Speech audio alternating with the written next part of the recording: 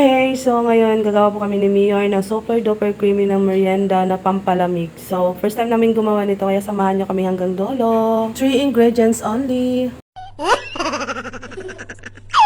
Naganda na nga ako dito ng ilang perasong ripe banana. Ihiwain lang po natin siya ng maliliit. Kapag ripe banana po yung ginamit natin dito is talaga naman sobrang sarap na niya at sobrang tamis na po niya. Huwag na kayong magtaka kung ba't ganito yung aking boses kasi nga may ubo at sipon ako. Kung gusto niyo namang durugin ng masyado yung inyong banana, pwede naman. Pero sa akin ganito lang po yung aking gawin para naman masarap at malalasahan ka talagang saging. So ito na nga, patapos na nga tayo dito. First time ko palang gumawa nito kaya alam ko masarap talaga siya at sobrang creamy talaga niya. Kaya kung hindi pa kayo nakapag-try nito, i-try nyo na. At sigurado ako 100% magugustuhan to ng kasama nyo sa bahay. Pati ng inyong mga anak, pwede rin itong pangnegosyo. Tapos na nga tayo dito paghiwa ng ating banana, isusunod naman natin yung ating mangga. Isang mangga lang po yung ginamit dito. At hiwain na po natin ito at kukunin yung ating mga laman-laman ng ating mangga at hiwain lang po natin siyang 5 square.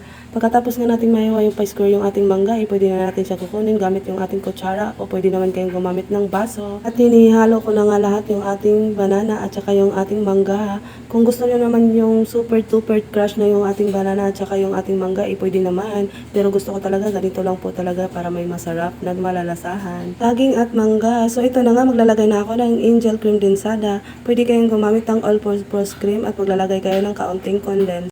Sa akin kasi ito lang po yung available kaya ito lang yung nilagay ko.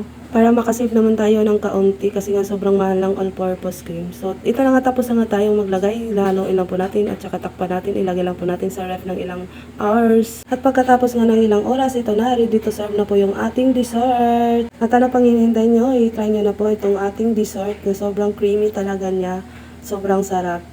Kaya ito na, tikiman na. Let's go! Tikman na namin yung ating merienda. Merienda dahil sobrang sarap talaga to. Promise. Ayan, barakal tunggoy. Di ba yum-yum?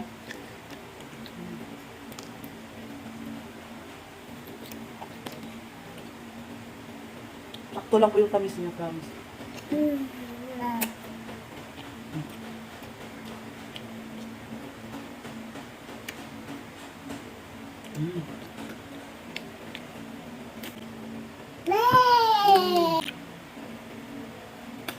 Inuubo kami at sinisipon pero go.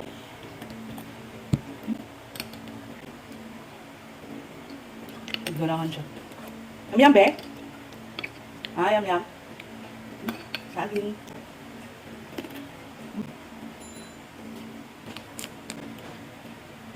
Yan. Ganahan ka?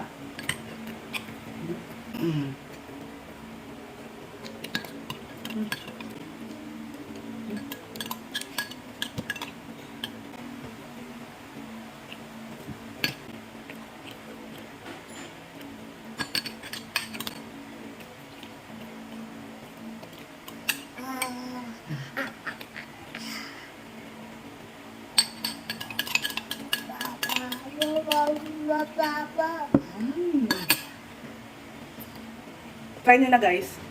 Yay! Baba!